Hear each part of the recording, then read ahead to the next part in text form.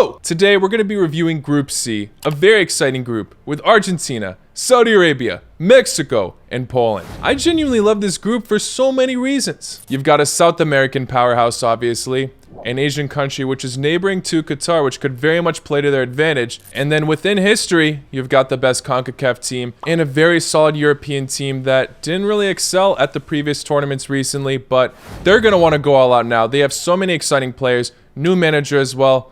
Things can go their way in this World Cup. Let's start off talking about Argentina. A lot of people have this team as the favorites to top this group, and I don't blame them. I'm one of them. Look, no disrespect to the other teams, but I would be surprised if they don't do it this year. Obviously, a few people are still questioning this team after their very disappointing 2018 run, barely clinching second place. Croatia topping that group with all 3 wins. Sorry I had to throw it out there.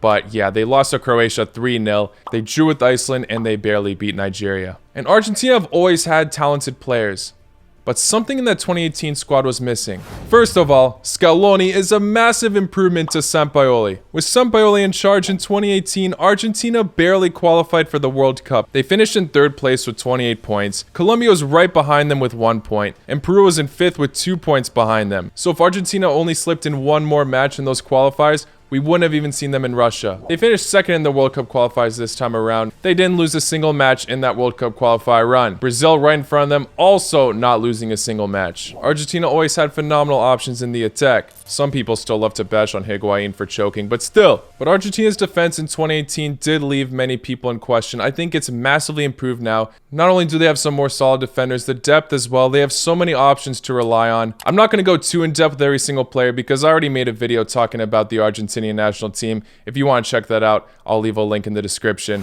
First of all, in the goalkeeper position, they used to play Willy Caballero. Now they have Martinez. We saw how brilliant this guy was at the Copa America, which Argentina won, by the way, last year. And even without him, they still got Rulli from Villarreal, Musso from Atalanta. Many underrated fullbacks starting to make a scene. Younger center backs coming in, such as Lisandro Martinez and Cuarta. And yeah, even though Argentina are now missing the likes of Sergio Aguero and Higuain, I think they did a decent job to replace them. Martinez from Inter Milan is a phenomenal striker. And you've also got the youngster Julian Alvarez, who could very much make a scene at this World Cup. By the time the World Cup rolls around, we'll be seeing how he does in the Premier League. Di Maria is still there. Dybala's an option who I don't know if they'll be utilizing, but they still got him. Messi will obviously be starting. This is his last World Cup. They're going to want to go all out and give Messi the proper send-off for the national team. This side has been undefeated in over 30 matches. Obviously, that's not the best statistic to go off of, as we said the same thing about the likes of Italy and Algeria, and neither of them are in the World Cup now. But still, this Argentinian side means business. I'm sorry to the other national teams, but I would genuinely be surprised if they don't get first in this group. Mexico, Poland, and Saudi Arabia, please prove me wrong. I don't know if they'll make it all the way to the final, but I think they have what it takes to have a solid run. Now for the other teams in this group, let's start off by talking about Saudi Arabia. Lots of people ruling out this side, but like I said, neighboring country with the host. We could see that play to their advantage very well. And let's not forget Saudi Arabia's success recently. They finished first in their World Cup qualifier group in the final round for the Asia qualifiers, in front of the likes of Japan, who were only 1 point behind them, but still. Everybody seems to be ruling off this side because, yeah, they weren't very impressive in 2018 themselves, were they? They did get a 2-1 win against Egypt, but other than that, not much from this side.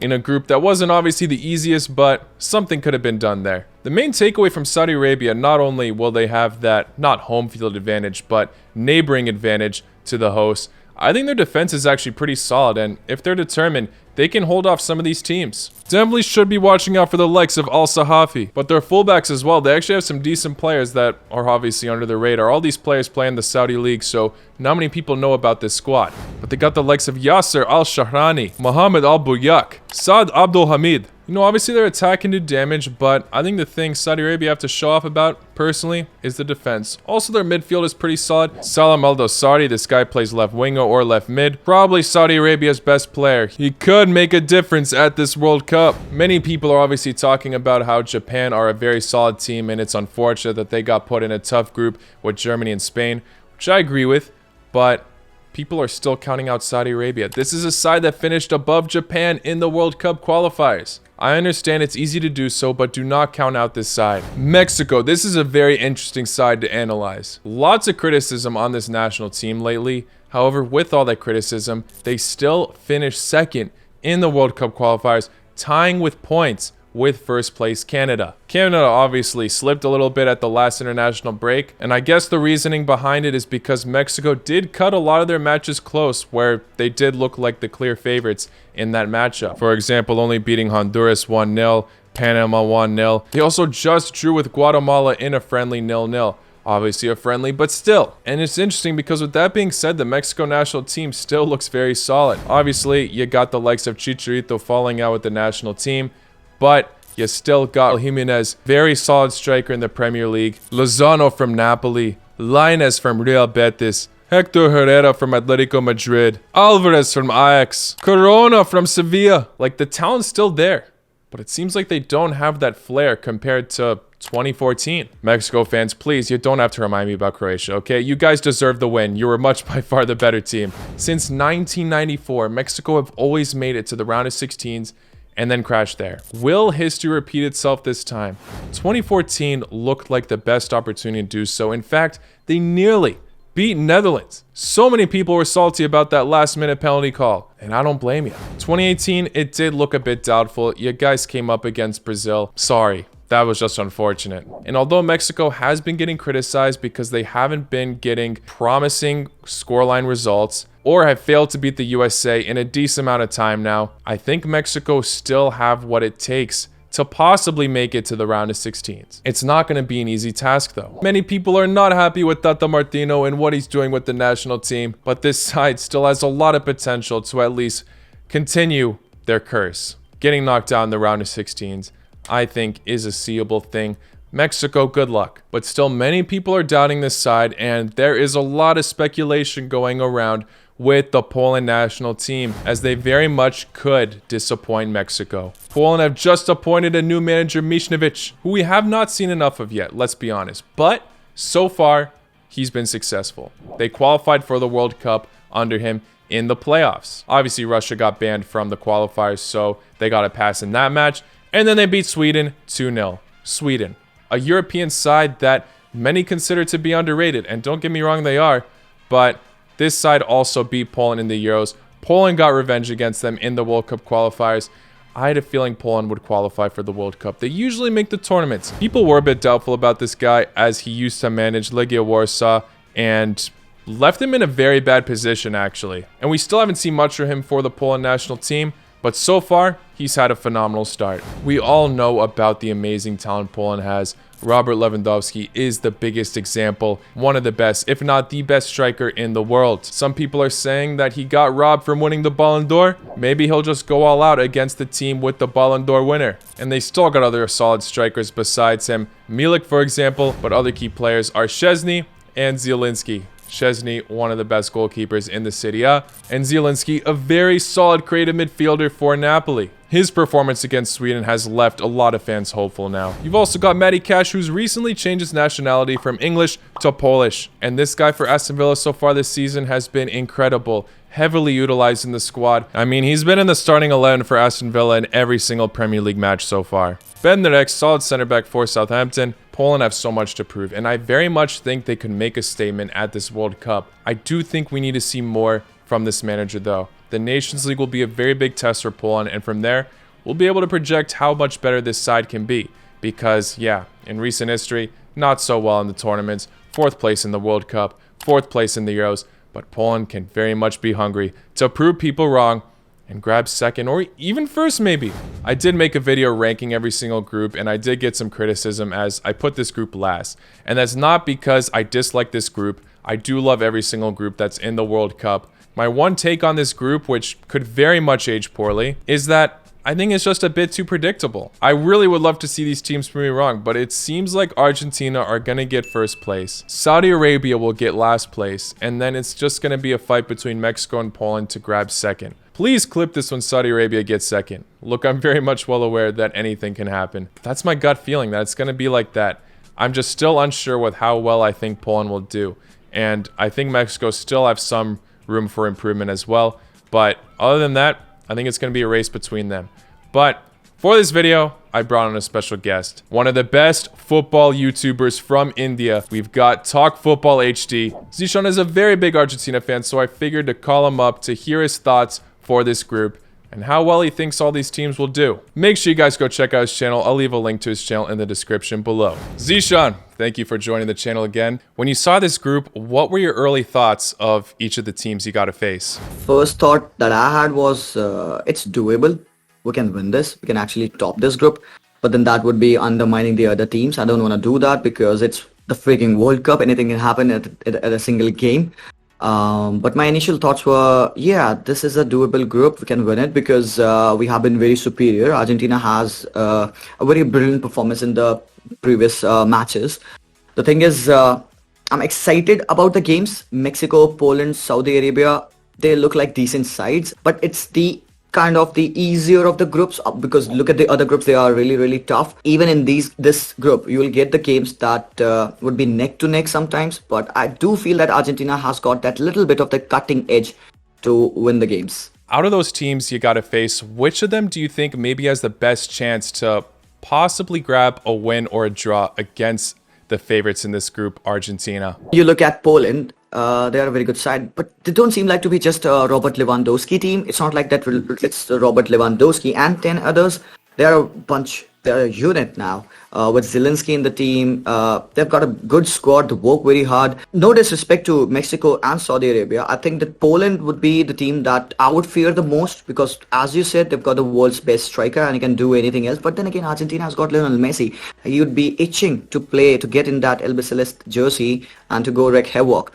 And I believe Mexico can also challenge us, but in the past few games against the top teams, we have seen against USA, Panama, Costa Rica, they haven't been so good, but they have got the talent. They've got young players. They've got Lozano, they've got Lainez, they've got some good young players as well. But the team to threaten Argentina, I feel it would be Poland. I think Mexico could also put up a good fight. Right now, it's a bit unpredictable how they'll play. Regardless, though, they usually pull through to second place, make it to the round of 16s in recent history. But yeah, most people are predicting that it is going to be a fight between Mexico and Poland, who's going to get second place. I feel like a lot of people are counting out Saudi Arabia, though. Do you maybe think people are underestimating them? Of course, because when you look at the giants in world football, nobody talks about Saudi Arabia being them. But then when you take a look at their record, they haven't lost a game. They have just lost one game since 2019. So they have shown a pretty good record. And when you look at the games that they have won, they've kept several clean sheets. Last time they defeated Australia, qualifying in the World Cup campaign. And they do look a very good side, especially the defense. They're a solid team. They're very solid defensively. And not just Argentina, but the other teams, Mexico, Poland as well, will be finding it very hard to score past them because they're coming over here in this World Cup. This could be their chance to get something out of it. But then getting the top spot, I think that is out of the equation, but they would want to challenge for that second place because we kind of are undermining Saudi Arabia. As you've seen that in the World Cups, the underdogs, they tend to perform well. Obviously, there are so many key players for Argentina, but along that, there's still so much depth in the squad. Apart from Messi, I feel like everybody knows about this guy already. What are some key players that you think can make a difference for the squad this year? Di Maria, even though with his inconsistencies, but his ability to step up in the big games, he has been very crucial. Otamendi has reprised his role as the leader at the centre-back position. Then Lisandro Martinez comes in, the left-footed centre-back from Ajax. He has been brilliant. When I look at this Argentina team, since I've been following them for 10 years, this is looking like a squad that I can actually believe, that I actually trust upon, because they have given me that performances. When you see them play, sometimes there will be off days when Argentina won't be playing at their best, but majorly whenever they step on, they fight for every single ball. You see them, that South American passion in them, going for the second balls. Rodrigo de Paul has been absolutely immaculate in this team, but then everything depends upon the fitness of the players, the team selection of Scaloni, how he sets up the team. I've seen that he has shown a bit of favoritism to Nicolas Gonzalez. I do not hate Nicolas Gonzalez, but then I feel that they are better players. They've got Ocampos, they've got Angel Correa, who could be used on the left wing. Lautaro Martinez has been the guy who needs to score some goals. Youngster Julian Alvarez, who has just signed for Manchester City, he's going to be the one to look out for. Even with Lionel Messi on the pitch, we need to have depth in our team, because as you know, this is World Cup. We need to have the full strength in our team. I do doubt that Argentina lack in that full backing positions, because okay, left back would be fine with Acuna, with Tagliafico, but the right back is a bit shaky. Molina, Montiel, nobody really knows them because they're not that great players, but then they fight for every ball. They fight to be in that lineup. And Joan Foyt is one guy from Villarreal that I'm very excited about. German Pezzella, Lucas Martinez Cuarta. So Christian Romero, how can you forget the wall Christian Romero, who has been having a great season with Spurs, by the way. So Otamendi with Christian Romero, I feel, and our goalkeeper Emi Martinez. He's a joker, but then I love him because he's brilliant. I trust this team. They give me this confidence that I can say, yes, this team can actually achieve something because they are so united. Last question I want to ask you. What are your early predictions coming in with this group? I'm an Argentina fan. I want this team to top the group, because topping the group, we'll get some easier ties because we'll be playing the runner-up coming in the group D, I think. So it will give us that opportunity to go out in round of 16 and to have some comparatively easier opponents. So I do hope that Argentina would defeat Saudi Arabia. It's going to be KG game. Because like you mentioned, Saudi Arabia's defense is very good. They defeated Oman, they defeated Qatar, defeated Australia as well. So they have shown the prowess. But I think a KG 1-0, 2-1, we could get out of them. The complication would be with Poland. The results of topping the group would depend upon that.